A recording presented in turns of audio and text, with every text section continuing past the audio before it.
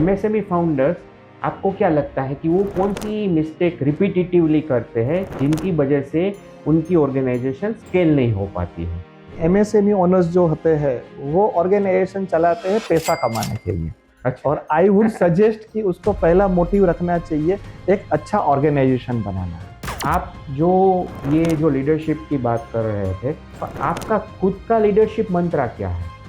मेरा लीडरशिप मंत्र अनिरुद्ध भाई क्लियर है, ओपन, ट्रांसपेरेंट एंड ऑनेस्ट। कोई एमएसएमई फाउंडर है जिनको फैक्टो एचआर जैसा टूल इम्प्लीमेंट करना है, उनको स्टार्ट करना है, तो आपकी क्या एडवाइस है, उनको कैसे स्टार्ट करना चाहिए? उसको ओपनली उसको एक्सेप्ट करना चाहिए और सबसे पहले अपना माइंडसेट बनाना चाहिए एमएसएमई ओनर्स को कि ये जो टूल्स है ये अडेप्टेबिलिटी ओनर के खुद के माइंडसेट से है।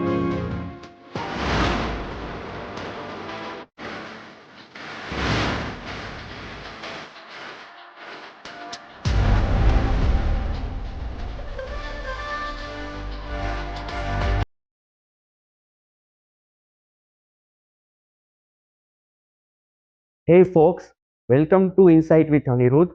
हम इनसाइट विथ अनिरुद्ध में ऐसे फाउंडर्स से बात करते हैं कि जिन्होंने बिजनेस ग्रोथ और लीडरशिप को इम्प्लीमेंट करते हुए स्ट्रक्चर वे से ग्रोथ किया हुआ है। लास्ट एपिसोड में हमने उन एमएसएमईज की चैलेंजेस के बारे में बात की थी कि जो सिस्टम्स, टूल्स और इम्प्लीमेंट और पीपल ना होने की वजह से ऑर्गेनाइजेशंस को होती है। ये एपिसोड में हम एक ऐसे फाउंडर से बात करेंगे कि जिन्होंने ये तीनों चीज़ें अपनी ऑर्गेनाइजेशन में इम्प्लीमेंट की है और अपने बिजनेस को नेक्स्ट लेवल पे पहुंचाया है। वीके एनजी टेक पिछले 45 ईयर्स से कंप्रेसर, इंजिन्स एंड पंप्स के लिए क्रैंकशाफ्ट मैन्युफैक्चर कर रही है। So let's welcome Jignesh Patel, founder of VK NG tech. Hi Jignesh, how are you? I am fine Aniruddh, how are you? Yeah, I'm doing good. Pleasure to see you here. Thank you, same to you. Welcome to Insight with Anirudh. Thank you very much inviting me for this session. Yeah, Jignesh. So I would like to ask you the first कि आपकी VK NG take की journey कैसे शुरू हुई? Actually Anirudh भाई 1980 में मेरे father ने ये शुरू किया था।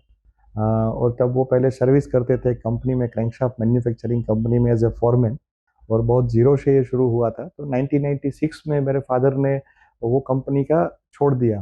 Once myself and my brother, हम दोनों बहुत बड़े हो गए, कॉलेज हमारा कंप्लीट हो गया, तो उसके बाद तो वो एक जॉब वर्क का हमारा फैक्ट्री था जहाँ पे 3-4 लेथ मशीन थी और एक ड्रिल मशीन थी, और हम उसी कंपनी को जॉब वर्क करके देते थे। तो इसकी शुरुआत ऐसे हुई थी। तो जब आपने कंपनी में एंटर हुए तो आपको सबसे बड़ा चैलेंज क्या हुआ? अनिरुद्ध भाई, चैलेंज सबसे बड़ा ये होता है एमएसएमई कंपनी को कि ट्रस्ट बिल्ड करना, कि एम्प्लॉय ढूंढना भी बहुत मुश्किल हो जाता है क्योंकि एमएसएमई होता है, ट्रस्ट नहीं होता है। कस्टमर को ट्रस्ट दिलाना बहुत मुश्किल होता है, सप्लायर को भी ट्रस्ट दिलाना मुश्किल होता है। और बीइंग ए एंटरप्रेन्योर, जब मेरे पापा ने चालू किया था कंपनी, तो वो एक प्रोडक्शन सुपरवाइजर थे, तब जब उन्होंने छोड़ा तब तो बाकी के सब फंक्शंस का एक्सपोजर भी नहीं होता है। तो सबसे बड़ा चैलेंज यही होता है टू एनहांस ए ट्रस्ट। तो क्रैंकशाफ्ट बिजनेस में there are so many competitors, तो आपने अपना डिफरेंशिएशन या अपनी आइडेंटिटी वीके एनजी टेक की कैसे क्रिएट की? एक्चुअली क्रैंकशाफ्ट है अनिरुद्ध भाई, मैं बेसिकली आपको बताना चाहूँगा कि crankshaft is the heart of the any machine. कोई भी इंजन आप ले लीजिए, कंप्रेसर ले लीजिए, पंप्स ले लीजिए, कि जिसमें क्रैंकशाफ्ट कार में होते हैं, ट्रक्स में है, रेलवे के ब्रेक सिस्टम में होते हैं। तो crankshaft is the heart of the any machine. तो वो एक कंपोनेंट है, उसके अंदर ही सबसे ज़्यादा ट्रस्ट है। तो जब कस्टमर और प्रोडक्ट का ट्रस्ट एनहांस करना है तो हमें हमारे हर एक रिसोर्स ट्रस्ट वर्दी होनी चाहिए। हमारे मटेरियल सप्लायर का भी ट्रस्ट उतना हैवी होना चाहिए, हमारा टीम भी ट्रस्टफुल होना चाहिए। और ये जब ट्रस्ट हम इनपुट में डालते हैं तब आउटपुट अपने आप ट्रस्ट आता है, और it will help us to grow our organisation. अच्छा, तो आप अगर मैन्युफैक्चरिंग में माइक्रोन लेवल की प्रिसीजनशिप आपको कंटिन्यूअस बेसिस पे लेके आनी होती है, तो वो आप कैसे इंश्योर करते हैं? अनिरुद्ध भाई, उसमें 3 मेजर फैक्टर है। एक है सिस्टम्स, एक है प्रोसेसेस, और तीसरा है वर्क कल्चर। तो हमारा वर्क कल्चर है वो आर्मी जितना डिसिप्लिनरी होना चाहिए, लोग मोटिवेटेड भी होने चाहिए और अपनी बाउंड्रीज भी क्रॉस ना करें। सिस्टम्स इतने रबस्ट होने चाहिए कि सिस्टम से कोई भी चीज़ बाईपास ना हो, और प्रोसेस एक हर एक चीज़ की डिफाइन होनी चाहिए। और वंस हम कोई भी प्रोसेस को बाईपास नहीं करते हैं तो कंसिस्टेंसी मिलता है, और यही कंसिस्टेंसी माइक्रोन की क्वालिटी के बावजूद भी कंसिस्टेंट प्रोडक्ट्स बनाते हैं जो कस्टमर का रिलायबिलिटी जीतने में हमें काम आता है। अच्छा, तो मैन्युफैक्चरिंग इंडस्ट्री में अगर आप बताएंगे तो उनकी सबसे बड़ी चैलेंज क्या है?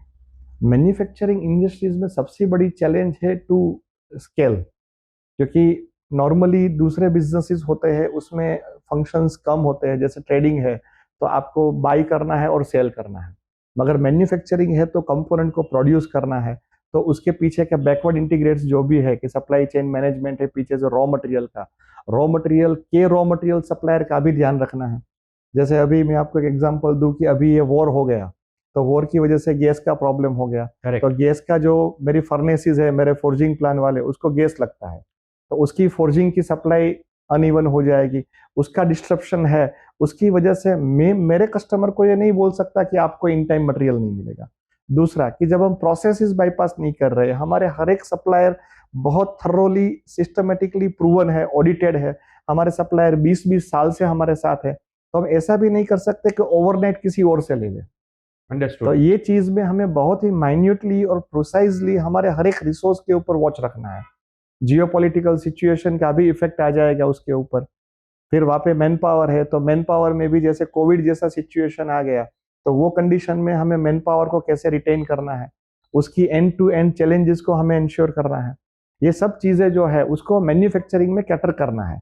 If we are only trader तो वहां पे वो चैलेंज निकल जाते हैं। अंडरस्टूड। तो आप वीके एनजी टेक को दूसरे क्रैंकशाफ्ट मैन्युफैक्चर से कैसे डिफरेंशिएट करेंगे, और कोई भी जो इसको ओईएम सप्लायर चाहिए वो वीके एनजी टेक को क्यों सिलेक्ट करे compare to other competitors are available in the market? Actually आपने ये बहुत अच्छे 2 क्वेश्चन साथ में कर लिए, तो मैं आपको बताऊंगा। फर्स्ट क्वेश्चन जो आपका है कि वीके इंडस्ट्रियल कॉर्पोरेशन में, तो वीके इंडस्ट्रियल कॉर्पोरेशन है ये कंपोनेंट नहीं बेचता है, हम लोग क्रैंकशाफ्ट नहीं बेचते हैं, हम लोग सॉल्यूशन प्रोवाइड करते हैं। ओके। कस्टमर की जो नीड है उसको हम बहुत बारीकी से समझते हैं, क्योंकि ऑलमोस्ट 45 ईयर्स हो गए वर्सेटाइल इंडस्ट्रीज में हम लोग सप्लाई कर रहे हैं, तो कस्टमर का जो नीड है वो हम बहुत अच्छी तरह से अभी समझ पाए हैं, तो उसको जो सॉल्यूशन प्रोवाइड करते हैं। इवन दो मैं आपको एक एग्जांपल दूंगा कि एक बहुत बड़ी यूएसए की एमएनसी कंपनी है, ओके। तो उनकी जो क्रैंकशाफ्ट थी वो 3% ब्रेकेज आते थे, तो वंस वी आस्क हिम, तो उसने बोला कि सर 3% टूटना वो हमारे लिए एक्सेप्टेबल है, वो हमें आता है 3%। ओके। फिर हमारी टीम ने जो उतनी एडवांस नहीं है एज कंपेयर टू एमएनसीज, क्योंकि एमएनसी का साइज होता है 10,000 करोड़ 12,000 करोड़, फिर भी हम लोगों ने एनसीएस के सॉफ्टवेयर पे जाके थर्ड पार्टी उस पर एनालिसिस किया, उसका रूट कॉज आइडेंटिफाई किया, और हमने उसको फ्री ऑफ कॉस्ट 3 पीस बना के दिए कि we change little bit in design, कि जो उसको अदर कंपोनेंट में इफेक्ट नहीं करेंगे, और वो उसने रन किए और they face right now 0 failure. Wonderful. तो ये जो है ये कस्टमर डिलाइट में हम फोकस करते हैं कि कस्टमर को एक्स्ट्रा माइल जाके हमें देना है, और वी आर क्रैंकशाफ्ट मैन्युफैक्चरर, तो we become a pioneer in crankshaft. Customer है वो अपने एंड पे पायनियर है, मेरा कंप्रेसर बनाने वाला कस्टमर है तो वो मास्टर है कंप्रेसर में, इंजन वाला कस्टमर है वो मास्टर है इंजन का, हम लोगों को मास्टर बनना है क्रैंकशाफ्ट का। ओके। तो ये जो हमारा पॉइंट है वो हमारा एक हमें एक्स्ट्रा माइल पहुंचाता है कस्टमर को प्रेफरेंस देने के लिए। ओके। अभी आपका दूसरा क्वेश्चन है कि वीके कैसे अलग है। तो वीके एक ऐसा कंपनी है ओवरऑल वर्ल्ड के अंदर कि जहां पे हर एक टाइप के मटेरियल से क्रैंकशाफ्ट बनता है। इसमें ओपन डाई फोर्ज है, क्लोज डाई फोर्ज है, एसजी आयरन है। वीके हर एक एप्लीकेशन को कैटर करता है, कंप्रेसर्स है, पंप है, ट्रैक्टर्स है। अच्छा। कंप्रेसर्स भी हर एक टाइप के कंप्रेसर्स को, इवन साइज के पॉइंट ऑफ व्यू से मैं आपको बताऊं, वीके 1 केजी से शुरू करके 350 केजी तक के क्रैंकशाफ्ट्स बनाता है। वंडरफुल। और वीके की वर्सेटिलिटी वहां तक है कि हम लोग क्रैंकशाफ्ट जो बनाते हैं उसमें induction hardening, without induction hardening, fillet rolling, sursulf nitriding, हर एक प्रोसेस इसको हमने कैटर किया है, इसी वजह से हम लोगों ने इसको ऑप्टिमाइज किया है। ओके। और एक कंपनी है कि जिसमें सिंगल रूफ में पूरा का पूरा सेटअप है, हम कोई भी प्रोसेस आउटसोर्स नहीं करते हैं, हर एक प्रोसेस हमारे खुद के प्रीमाइसेस में होता है, तो हमारा जो क्वालिटी का कंट्रोल है और प्रोसेस का जो रिगरसनेस है वो हमारे कॉम्पिटिटर से बहुत गुना हमें आगे ले जाता है। हमने जो टेक्नोलॉजी में इन्वेस्टमेंट किया है वो टेक्नोलॉजी ब्रांड न्यू है, जो हमने 2018 में अल्ट्रा मॉडर्न सेटअप लगाया। तो हर एक मशीन जो है उसके अंदर advance in process gauging system है, ऑटो डायनेमिक व्हील बैलेंसिंग है। तो ये टेक्नोलॉजी हमारे साइज की कोई भी कंपनी अडॉप्ट नहीं कर पा रही है और ना उनका वो विजन है। और दूसरा है कि 45 इयर्स का एक्सपीरियंस। क्रैंकशाफ्ट है वो प्रोडक्ट ऐसा है कि जिसको हिस्टोरिकल एक्सपीरियंस चाहिए। Crankshaft is an technology, this is not a component. तो ये रीजंस है कि जिसकी वजह से वीके जो है वो एज प्रेफरेंस कस्टमर उसको प्रेफरेंस ऊपर की साइड में देता है। आपने मेरे को एक और भी बात बताई थी जब हम पहले मिले थे।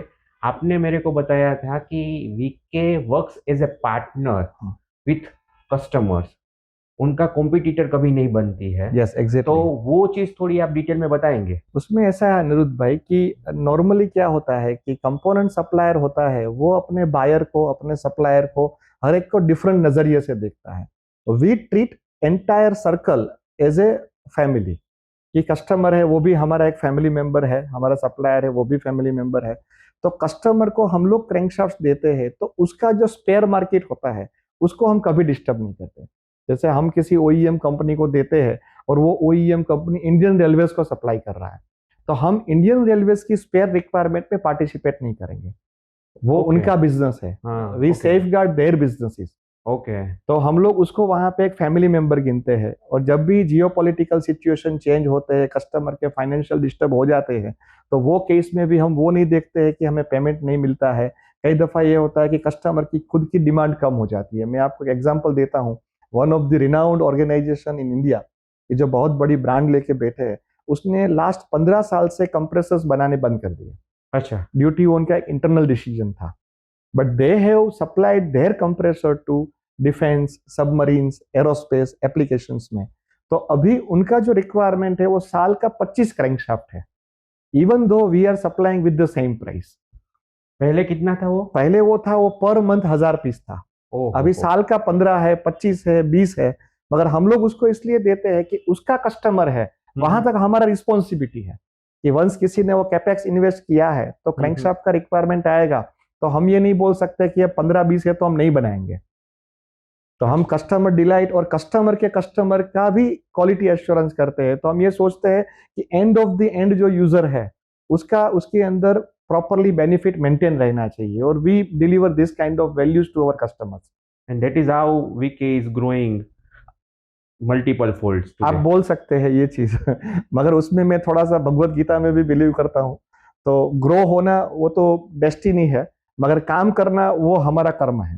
अच्छा, बहुत बढ़िया बात बताई आपने। मेरा एक और क्वेश्चन है कि ये जो वीके अभी जो थ्राइव कर रहा है, तो एक ऐसा कौन सा डिसीजन था कि जिसकी वजह से ये थ्राइव आपका शुरू हुआ? मतलब ये ग्रोथ की जर्नी जो एक्सिलरेट कहाँ से हुई? तो what was that single decision in your that complete life cycle of से 45 इयर्स? कहाँ पे आपको लग रहा है कि वो एक जिसने आपको एक ग्रोथ को एक्सिलरेट करने में हेल्प की? एक्चुअली अनिरुद्ध भाई, छोटे छोटे काफी डिसीजंस होते हैं जो कंपनी को ग्रोथ के लिए ले जाते हैं। मगर एज यू सेड कि कौन सा ऐसा डिसीजन था जिसने बड़ा जंप दिया? करेक्ट। तो वो था जब हमारा पूरा इंडस्ट्रीज डिस्ट्रप्शन में जा रहा था, कि नॉर्मली क्रैंकशाफ्ट इंडस्ट्रीज पीछे जा रहा था, कि इलेक्ट्रिक व्हीकल का, ईवी का बूम आ रहा था। तो क्रैंकशाफ्ट जैसे मैन्युफैक्चरिंग प्लांट्स में लोग इन्वेस्ट करना प्रिफर नहीं कर रहे थे, और people are striving for the sustainability, कि वो सर्वाइव कैसे कर जाए। वो फेज में हमने कंपनी के टेक्नोलॉजी में 2 टाइम्स एक्सपांड कर दिया, कि ब्रांड न्यू नया टेक्नोलॉजी लाए। हमने यूरोप, जर्मनी सब क्रैंकशाफ्ट मैन्युफैक्चरिंग कंपनीज को पर्सनली विजिट किए, उनको रिक्वेस्ट करके। उसके बाद हमने सब में से एक एक एसेंस ढूंढा कि how we make this organisation as a sustainable और ग्रोइंग ऑर्गेनाइजेशन। तो जब इंडस्ट्रीज में लोग इन्वेस्टमेंट करने से बहुत डर रहे थे और नहीं जा रहे थे, तब हमने इसके अंदर ह्यूज इन्वेस्टमेंट किया और वर्ल्ड क्लास सेटअप उसमें डाला, कि जिसमें हम सिंगल फीस फ्लो बना सके और बेस्ट से बेस्ट एक्यूरेसी ला सके। और उसके साथ हम लोग इतने एजाइल है कि हम छोटे से छोटे बैच साइज से लेके बड़े से बड़े बैच साइज को कैटर कर सकें। तो ये जो ट्रांसफॉर्मेशन हमारा टेक्नोलॉजिकल अपग्रेडेशन था, technology in terms of all, in terms of business development में जो मॉडर्न टेक्नोलॉजीज है, कस्टमर एक्विजिशन में जो है, कस्टमर सेटिस्फाइड के लिए जो टूल्स है, पीपल के लिए जो टूल्स है, सब में हमने एक साथ एक बड़ा जंप लिया. इट मे पॉसिबल कि this decision makes the very big change. तो ये जो डिसीजन है उसमें आपने मेरे को बताया था कि आपने अभी जो डिफरेंट टाइप की जो क्रैंकशाफ्ट बनाते हैं वो I think you are making around 250 plus different types. तो थोड़ा उसके बारे में बताएंगे। तो ये टेक्नोलॉजी अडॉप्शन होने के बाद वो चेंज आया? नहीं, एक्चुअली क्रैंकशाफ्ट हम बना रहे थे. ये टेक्नोलॉजी अडॉप्ट करने के बाद हम लोग बड़े बेच साइज के लिए भी बहुत ही इजी हो गए. और अभी जो एवरीवेयर चेंज दिख रहा है कि मैन पावर के चैलेंजेस सब ऑर्गेनाइजेशन को है, उसमें ये टेक्नोलॉजिकल अपग्रेडेशन है, उसने हमें कॉम्पिटिटिव बनाया. It create our more productivity. और हम जो 250 टाइप्स के क्रैंक बनाते हैं, उसका रीजन है कि हम लोग नीश मार्केट को भी कैटर करते हैं. और हम लोग क्रैंकशाफ्ट जो बनाते हैं उसमें हम कस्टमर को 5 क्रैंकशाफ्ट का रिक्वायरमेंट है. प्रोटो डेवलपमेंट कंपनीज अपना जब R&D करती है तब उसकी प्रोटो रिक्वायरमेंट्स भी होती है, तो हम वो रिक्वायरमेंट भी फुलफिल करते हैं. तो हम सॉल्यूशन प्रोवाइडर इसीलिए है कि आपकी 5 क्रैंकशाफ्ट भी देंगे, आपकी जब बैच साइज 50 होंगी तो भी देंगे, आपको 500 भी देंगे और आपको 5000 भी देंगे. तो ऐसे करते करते हमारा जो पोर्टफोलियो है वो बहुत बड़ा हो गया, क्योंकि हम कंप्रेसर की पूरे सेगमेंट को कैटर करते हैं, एग्रीकल्चर को करते हैं, ट्रैक्टर्स को है, इंजिन है, इंजिन में भी डिफेंस के इंजिन है उसको भी करते हैं. कंप्रेसर में ऑक्सीजन कंप्रेसर हो गया, गैस कंप्रेसर है, रेफ्रिजरेशन कंप्रेसर है, सब टाइप के कंप्रेसर्स है. तो धीरे धीरे धीरे हर एक कस्टमर को डिलाइट करते करते, और स्पेशली हमारा ऐसा है कि हमारा जो कस्टमर रिटेंशन है वो बहुत ही अच्छा है. मैं बोलूंगा कि हमारे उधर 0 कस्टमर एट्रिशन है. कोई भी कस्टमर आज तक जो जुड़ा है उसको हमने जाने नहीं दिया है किसी भी रीजन से. तो अपने आप वो पोर्टफोलियो बड़ा होता गया और वो मेंटेन रहा. That is wonderful thing. तो मेरे को ये क्वेश्चन का ही सब्सिक्वेंट एक क्वेश्चन है कि जैसे ही आपने ये डिसीजन लिया, टेक्नोलॉजी में इन्वेस्ट किया, आपकी ग्रोथ मल्टीप्लाई होना शुरू हो गई। तो जैसे ही मैंने देखा है कि जैसे ही कंपनी ग्रोथ होना चालू होती है, उनकी ऑपरेशनल चैलेंजेस बढ़ती है, क्योंकि they certain departments are ready for the growth, certain departments are not ready for the growth. तो फिर इस जैसे ही ये ग्रोथ शुरू हुआ तो ऑपरेशन में आपको कौन कौन सी चैलेंजेस आई और वो चैलेंजेस को आपने कैसे एड्रेस किया? ऑपरेशंस में सबसे बड़ी चैलेंज अनिरुद्ध भाई जो आती है वो पीपल की आती है. ओके। क्योंकि आप टेक्नोलॉजी जो मशीन्स है वो पैसे देके ला सकते हैं, नो हाउ है उसको आप ला सकते हैं, स्टैंडर्डाइजेशन आप कर सकते हैं, मगर पीपल एक ऐसी एसेट है कि जो हर एक चीज से वर्सेटाइल है. एक ही कॉलेज में पढ़े हुए 10 विद्यार्थी को आप लेंगे तो सब अलग अलग है, सबका मोटिवेशन फैक्टर अलग है, सबका ड्राइविंग फोर्स अलग अलग है. तो ये सबसे बड़ा चैलेंज होता है. और ऐसे चैलेंजेस के लिए हम लोगों ने टूल्स इंप्लीमेंट किए. लाइक हमने फैक्टो HR सॉफ्टवेयर इंप्लीमेंट किया. ये सॉफ्टवेयर से हमारे ऑर्गेनाइजेशन में ट्रांसपेरेंसी का लेवल बढ़ गया. ऑपरेशनल चैलेंज जो पीपल का था, जो ऑलमोस्ट हम पर्सनल साइड देखते हैं, वो बहुत ही निग्लिजिबल हो गया. और we can focus on the strategic part of people.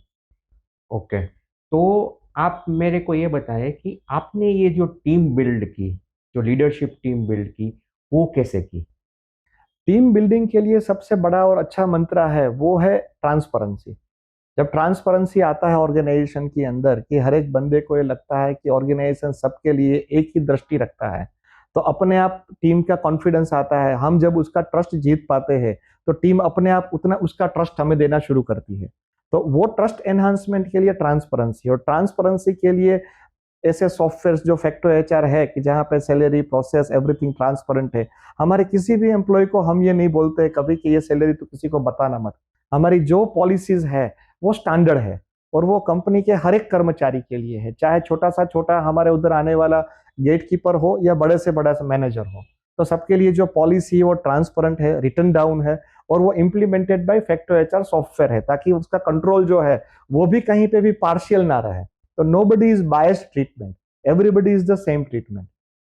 और दूसरा कि ये जैसे आपने टीम बिल्ड की, लीडरशिप की, तो उसको आप फिर रिटेन कैसे करते हैं? मतलब is it on the same transparency is the only thing, और अपार्ट फ्रॉम दिस ट्रांसपेरेंसी आप कुछ और चीजें भी करते हैं? उसमें अनिरुद्ध भाई मैं आपको बताऊंगा कि हम लोग है ना वीके के हर एक कर्मचारी को, जैसे सप्लायर है, कस्टमर है, कर्मचारी है, मैंने आपको पहले बताया कि हम उसको एज ए फैमिली ट्रीट करते हैं. ओके। तो जैसे फैमिली में हमारे हर एक सदस्य है, वो जब हमारे उधर एक बच्चा जन्म लेता है तो तब से लेके उसकी स्कूलिंग, उसकी शादी और उसका रिटायरमेंट, तब तक जैसे उनके पेरेंट्स सोचते हैं वैसे हम हमारे एम्प्लॉय के लिए सोचते हैं. कि अच्छा। हमारे उधर कोई भी एम्प्लॉय आता है तो उसको हम सिलेक्ट करते हैं, उसका प्रोसीजर बहुत ही अच्छा है। उसके बाद हम उसका पूरा सक्सेशन, कि वो रिटायरमेंट तक उसका ग्रो कैसे होगा, उसके उधर क्या है, उसकी फैमिली में क्या पेरेंट्स का कंडीशन है, उसके बच्चे कौन सी स्कूल में पढ़ रहे हैं, हर एक चीज को हम केयर करते हैं। मैं आपको एग्जांपल दूंगा कि हमारे उधर ऐसे भी एम्प्लॉयज है जिसने हमारी कंपनी को ज्वाइन किया था, अभी उनका लड़का भी हमारी कंपनी को ज्वाइन कर लिया है, तो जिसमें दोनों जनरेशन साथ में काम कर रही है। So that is a big achievement. Yes, we can say this is the good achievement. तो आपको सिस्टम्स की और ऑटोमेशन की ज़रूरत कब लगने लगी? और आप जैसे बता रहे हैं कि आपने डिफरेंट सिस्टम्स इम्प्लीमेंट की, तो कौन कौन सी सिस्टम्स थी कि जो आपने इम्प्लीमेंट की? हमने क्वालिटी के लिए क्वालिटी मैनेजमेंट सिस्टम इम्प्लीमेंट किया, पीपल मैनेजमेंट के लिए एचआरएमएस को इम्प्लीमेंट किया, मार्केटिंग के लिए मार्केटिंग मैनेजमेंट को इम्प्लीमेंट किया। और स्पेशली जब 20 लोगों के ऊपर हमारी कंपनी का साइज बढ़ना शुरू हो गया तो हमें पीपल मैनेजमेंट का सिस्टम पूरा का पूरा इम्पोर्टेंट लगा। तो वहीं से हमारी जो चीज़ें हैं उसमें हमने एक एक सिस्टम को इन प्लेस किया और सब प्रोसेस को क्लियर कर दिया। ओके, तो आपने फैक्टो एचआर अभी आप काफ़ी साल से यूज़ करते हैं, तो आपको बिफोर फैक्टो एचआर और आफ्टर फैक्टो एचआर क्या डिफरेंशिएशन नज़र में आया इन योर ऑर्गेनाइजेशन? अनिरुद्ध भाई, बिफोर फैक्टो एचआर है ना, ऑपरेशनल इश्यूज जो रहते हैं पीपल के, मैन पावर के, पर्सनल, कोई लेट आया है, कोई इन टाइम आ रहा है, तो सब लोगों को इक्वल वेटेज नहीं है। कभी सुपरवाइजर का नीड है तो लेट आने वाले को अलाउड कर देगा, कोई जल्दी जा रहा है तो कुछ नहीं बोलेगा, कभी लोगों की कम जरूरत है तो शायद सुपरवाइजरों का बिहेवियर चेंज हो जाएगा। ये एक ह्यूमन बीइंग है। मगर जब हमने फैक्टो एचआर का सिस्टम इंप्लीमेंट किया तो ये सब चीजें ट्रांसपेरेंटली एक ही कॉमन प्लेटफॉर्म पे आ गई। तो उसके बाद जो पर्सनल का लोड था वो हमारा बहुत ही कम हो गया। तो हम लोग स्ट्रेटेजिक पीपल मैनेजमेंट पे फोकस कर सकते हैं कि हमारे लोगों का एजुकेशन कैसे रहेगा, उसको हम ट्रेनिंग कौन सी प्रोवाइड करेंगे, उसका हेल्थ एंड सेफ्टी का ध्यान कैसे रखेंगे। तो हम अदर चैलेंजेस के ऊपर फोकस कर पाए once we implemented Facto HR. और उनको एज ए आप लीडरशिप लेवल पे अगर करें, तो लीडरशिप लेवल पे फैक्टो एचआर इम्प्लीमेंट होने से आपको और वीके एनजी टेक को क्या फायदा हुआ? It's a huge difference. Facto HR is a one of the strategic decision कि वहां से पूरा जो पीपल मैनेजमेंट का कंसंट्रेशन हमारा था वो पर्सनल से निकल के स्ट्रेटेजिक पॉइंट ऑफ व्यू से शिफ्ट हो गया। तो it's helps us a lot कि थिंक ए सेकंड साइड। अदरवाइज जब तक आप ऑपरेशंस में ही बिजी है और आप हर एक लोगों को पर्सनली ही मैनेज कर रहे हैं, तब तक आप दूसरी चीजें संभाल नहीं पाते हैं। तो उसको अपलिफ्ट करने के लिए ऐसी हर एक सिस्टम जरूरी है। तो इट मीन्स कि it help you in scaling up, मतलब कि उन फैक्टो एचआर इम्प्लीमेंट होने से आप फ्री हो गए, और वो फ्री होने से आप दूसरे जो स्ट्रेटेजिक डिसीजंस लेने थे उस पर आप कॉन्सेंट्रेट कर। Exactly, 100% right. Okay, I got it. तो आप जो ये जो लीडरशिप की बात कर रहे थे, तो आपका खुद का लीडरशिप मंत्र क्या है? मेरा लीडरशिप मंत्र अनिरुद्ध भाई क्लियर है, ओपन, ट्रांसपेरेंट एंड ऑनेस्ट। हम किसी भी चीज को अडॉप्ट करने के लिए हम ओपन होने चाहिए। ये दुनिया के अंदर सभी जगह पे नए नए रिसोर्सेज है, इतने बड़े चेंज आ रहे हैं, we have to accept with our openness. हम ट्रांसपेरेंट होने चाहिए कि जो चीज हमारे अंदर है वही हमें बाहर दिखानी चाहिए, और जो हम बात करते हैं उसी को हमें फॉलो करना चाहिए। और honest, we should be honest in every sector. ये तीन चीजें हैं, ये मुझे लगता है कि बेस्ट क्वालिटीज है कि जिससे कोई भी पीपल और कोई भी ऑर्गेनाइजेशन अपने आप ग्रो हो सकता है। अच्छा, तो आपने जैसे बोला कि फैक्टो एचआर आपने इम्प्लीमेंट किया तो आपका प्रोडक्टिविटी इम्प्रूवमेंट हुआ। अगर अब मेरे को in terms of percentage productivity improvement बताना हो, तो what is a percentage productivity improvement you would have measured in your organisation? This kind of strategic decision जो प्रोडक्टिविटी का बेनिफिट देते हैं वो ऑलमोस्ट डबल 3 टाइम्स ऐसे ही मिलता है। ऑपरेशनल एफिशिएंसी या परसेंटेज में बढ़ा सकते हैं, मगर कोई भी स्ट्रेटेजिक डिसीजन है वो ऑर्गेनाइजेशन को मल्टीफोल्ड बेनिफिट देता है। तो आई कैन से कि it's almost, we can say 80% to 100% benefit in terms of productivity. अच्छा, तो आप इधर में आपको वीके एनजी टेक फिर से शुरू करना हो, तो आप क्या चीज़ें डिफरेंटली करेंगे जो आपने पहले नहीं की थी? एक्चुअली अनिरुद्ध भाई, एमएसएमई ऑर्गेनाइजेशन जो शुरू होता है तो जब उतनी नॉलेज नहीं होती है, एक्सपीरियंस नहीं होता है, उतना एक्सपोजर भी नहीं होता है, तो आपका ये करेक्ट क्वेश्चन है कि जो टाइम गया है उसको अगर हम रिवर्स ले जाए तो क्या करना पड़ेगा। तो आई वुड सजेस्ट कि मैं मार्केटिंग, मैन्युफैक्चरिंग और पीपल, तीनों को इक्वली वेटेज दूंगा। और जब ये सबसे पहले शुरू हुआ था तब मैन्युफैक्चरिंग को ही पूरा वेटेज था, वो ओवर द पीरियड मार्केटिंग और ओवर द पीरियड पीपल को गया। ओके तो नाउ वी कैन से कि अब हमारा कोई भी नया एक्सपांशन या वेंचर करेंगे हम लोग, तो हमारा जो फोकस है वो तीनों पिलर पे एक साथ देंगे। तो कोई एमएसएमई फाउंडर है जिनको फैक्टो एचआर जैसा टूल्स इम्प्लीमेंट करना है, उनको स्टार्ट करना है, तो आपकी क्या एडवाइस है, उनको कैसे स्टार्ट करना चाहिए? उसको ओपनली उसको एक्सेप्ट करना चाहिए और सबसे पहले अपना माइंडसेट बनाना चाहिए एमएसएमई ओनर्स को कि ये जो टूल्स है ये एडेप्टेबिलिटी ओनर के खुद के माइंडसेट से है। लोगों के माइंडसेट में जो रेजिस्टेंस आता है उसके पहले जो रेजिस्टेंस शुरू हो जाता है वो एमएसएमई ओनर के खुद के दिमाग में होता है। अगर वो उसको ओवरकम कर सकते हैं तो ऑर्गेनाइजेशन को ये अडॉप्ट करने में कोई चैलेंज नहीं है। दे वुड बी हैप्पी कि ये सबके लिए एक ही प्लेटफॉर्म आ गया और ट्रांसपेरेंट प्लेटफॉर्म है। मगर ओनर ही अपने दिमाग से अगर ये सोचते हैं कि मैं किसी को सैलरी दूंगा और बोलूंगा किसी को बताना मत, मैं तेरे को ये स्पेशल फेवर कर रहा हूँ, किसी को बताना मत, तो उसकी वो जो चैलेंज है वो अपनी खुद की लिमिटेशंस है। फ्रेंकली स्पीकिंग एम्प्लॉय को सब पता होता ही है, वो एक दूसरों से शेयर करते ही है और वो उनका एक ह्यूमन राइट है। वी कैन नॉट से कि आप ये मत बताओ। और आज की ये ओपन वर्ल्ड के अंदर कुछ भी चीज हाइड नहीं है। तो ये सेंस के अंदर एमएसएमई ओनर को अपना खुद का माइंडसेट जो है उसको चेंज करना चाहिए। ओके और एमएसएमई फाउंडर्स, आपको क्या लगता है कि वो कौन सी मिस्टेक रिपीटेटिवली करते हैं जिनकी वजह से उनकी ऑर्गेनाइजेशन स्केल नहीं हो पाती है?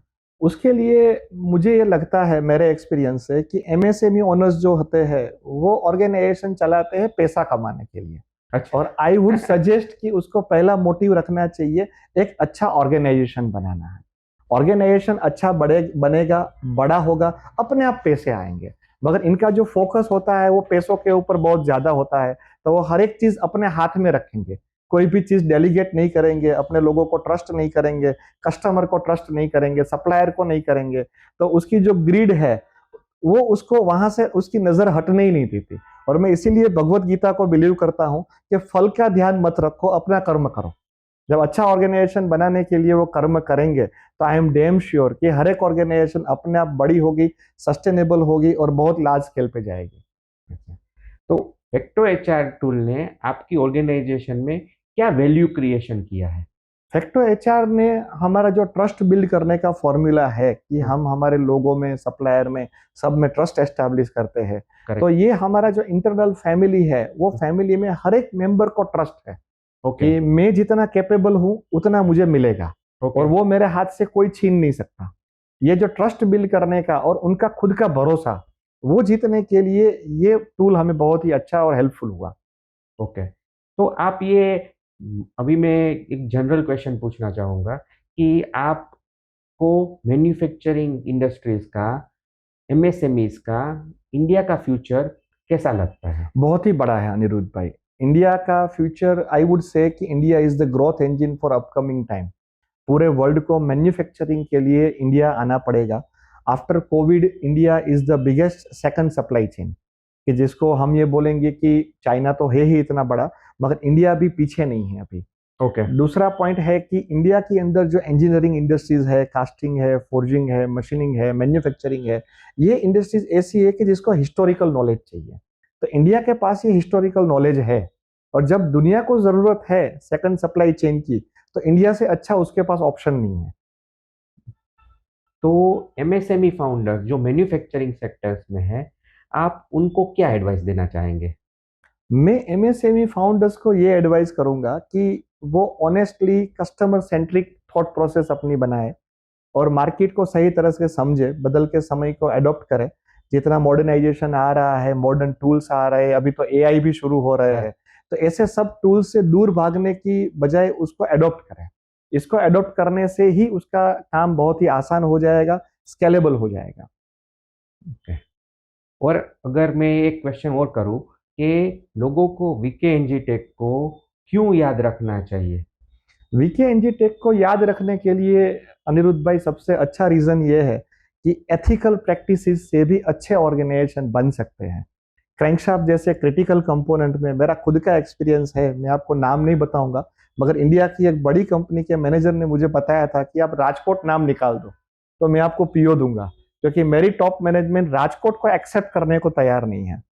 तो इतनी एक बैड इमेज थी इंडस्ट्रीज की, और क्रैंकशाफ्ट जैसा क्रिटिकल कंपोनेंट कोई हमें देने को तैयार नहीं था। उसकी जगह पे आज हम लोग वर्ल्ड की largest Fortune 500 company like Ingersoll Rand, Danfoss है, एबीसी है, भारत अर्थमूव्स लिमिटेड है, ऐसी बड़ी और रिलायबल ब्रांड्स के साथ काम कर रहे हैं कि जो हमारी कस्टमर्स है वो हमसे ऑलमोस्ट 1000 टाइम्स बड़े हैं, फिर भी हम उससे काम कर पा रहे हैं ड्यू टू एथिकल प्रैक्टिसेस। तो एथिकल प्रैक्टिसेस और कंसिस्टेंस एफर्ट, ये वीके एनजीटेक और वीके इंडस्ट्रियल कॉर्पोरेशन ने प्रूव किया है कि इतनी बड़ी राजकोट की एक लोकल कंपनी भी इतने अच्छे कस्टमर्स के साथ काम करके बड़ा हो सकती है। Wonderful. So thank you so much, Jignesh, having you here. Looking forward to learn more from you in upcoming days. Thank you very much, Anirudh bhai, to inviting me and give me the opportunity to share my views. Thank you very much. Thank you so much. Thank you.